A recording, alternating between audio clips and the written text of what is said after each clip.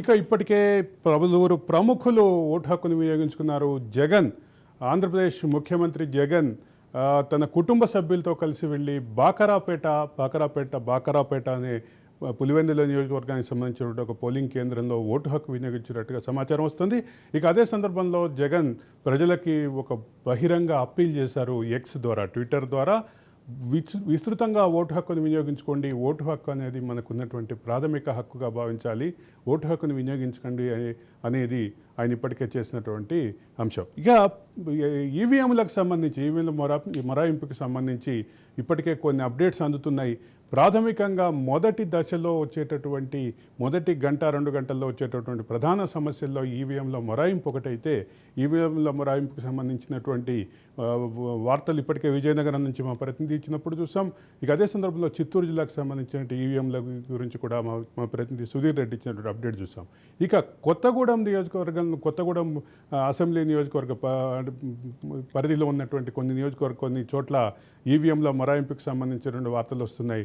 ఇక వరంగల్ జిల్లా కొన్ని చోట్ల నుంచి కూడా వార్తలు వస్తున్నటువంటి పరిస్థితి ఉంది. ఇక ఇది ఇట్లా ఉంటే ఇప్పటికే పలువురు ప్రముఖులు ఓటు హక్కు వినియోగించుకున్నారు.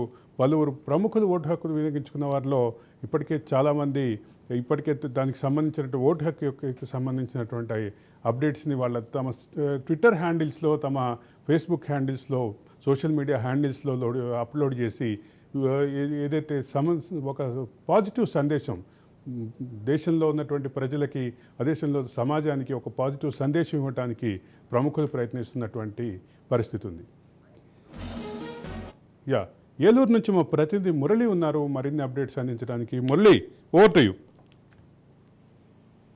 Thank you sir. ఏలూరు జిల్లా వ్యాప్తంగా కూడా ఉదయం 7 గంటల నుంచే పోలింగ్ కేంద్రాల వద్ద అయితే ఓటర్లు బారులు తీరి ఓటు హక్కును వినియోగించుకుంటున్నారు. అటు ఏజెన్సీ ప్రాంతంలో ఉదయం 7 గంటల నుంచి బారులు తీరారు. అలాగే కొన్ని చోట్ల ఈవీఎంలు మొరాయించిన చోట్ల 10-15 నిమిషాల్లోనే ఏర్పాట్లు చేయడానికైతే అధికారులు సన్నద్ధమయ్యారని చెప్పుకోవచ్చు. ఈ ఓట్ల పండుగకు సంబంధించి బెలూన్ డెకరేషన్లు, అలాగే మామిడి తోరణాలు, అలాగే ప్రతి పోలింగ్ స్టేషన్ వద్ద వెండ వేడిమి కట్టుకోవడానికి ఓటర్ల కోసం అయితే అన్ని ఏర్పాట్లు పూర్తి చేశారని చెప్పుకోవచ్చు. ఓటర్లు వచ్చే దివ్యాంగులు కానివ్వండి, వృద్ధులకు కోసం వీల్ చైర్లు ఏర్పాటు చేశారు. ఉదయం నుంచే వెండ వేడిమి ఎక్కువగా ఉన్న నేపథ్యంలో అయితే ఉదయం నుంచే బారులు తీరి ఓటు హక్కు వినియోగించుకుంటున్నారు సార్. అదే సందర్భంలో ఒక నియోజకవర్గానికి మీ జిల్లాకు సంబంధించిన ఒక అప్డేట్ ఇప్పుడే చూస్తున్నాను. మీది అంటే పూర్తిగా ఒక పండగ వాతావరణం లాగా స్వాగత తోరణాలతోటి, మామిడి తోరణాలతోటి అలంకరించారని చెప్పేసి ఒక పోలింగ్ బూత్ని. అదే సందర్భంలో అక్కడ మొదటిసారి ఒక ట్రైనీ కలెక్టర్ తన మొదటి ఓటు హక్కుని వినియోగించుకున్నారనేటటువంటి అప్డేట్ కూడా చూస్తున్నాను. దీని మీద మీ దగ్గర ఉన్న సమాచారం ఏంటి మురళి? శ్రీ పూజ అని చెప్పి ట్రైనీ కలెక్టర్ తమ ఓటు హక్కును మొదటిసారి, అంటే ఈసారి యువత ఎక్కువగా ఓటు హక్కు వినియోగించుకోవడానికి ఆసక్తి కనబరుస్తున్నారని చెప్పుకోవచ్చు.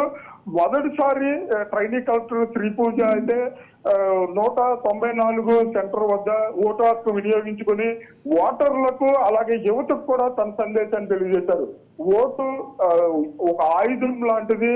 యువత అందరూ కూడా తమ ఓటు హక్కు వినియోగించుకొని తమ భవిష్యత్తును నిర్ణయించుకోవడానికి ఇది ఒక చక్కటి అవకాశం. యువత అందరూ కూడా ఈ ఓటింగ్ లో పాల్గొని జిల్లా వ్యాప్తంగా 90% పోలింగ్ అయ్యే విధంగా కూడా ఈ యువత ఓటర్లు కూడా ఓటు హక్కు వినియోగించుకోవాలని చెప్పి ప్రజలకు సూచన చేసిన పరిస్థితి అయితే ఉంది. అలాగే ఇదే పోలింగ్ స్టేషన్ లో భారీగా యువత ఓట్లు వేయడానికి అయితే ఉదయం నుంచి కూడా 7 గంటల నుంచే భారీగా క్యూ లైన్ లో ఉన్నారు. ఈ అధికారులు ఇప్పటికే పోస్టల్ బ్యాలెట్ ఉపయోగించుకున్నారు. అలాగే యువత కూడా ఈ ఓటు హక్కు వినియోగించుకోవడానికి ముందుగా ఓటు హక్కు వినియోగించుకున్న తర్వాత తమ పనులు చేసుకోవడానికి వీలుగా ఉంటుందని చెప్పి ఉదయం నుంచే పోలింగ్ స్టేషన్ వద్ద రద్దీ ఏర్పడిందని చెప్పొచ్చు sir. Thank you Murali, thank you for update. అదే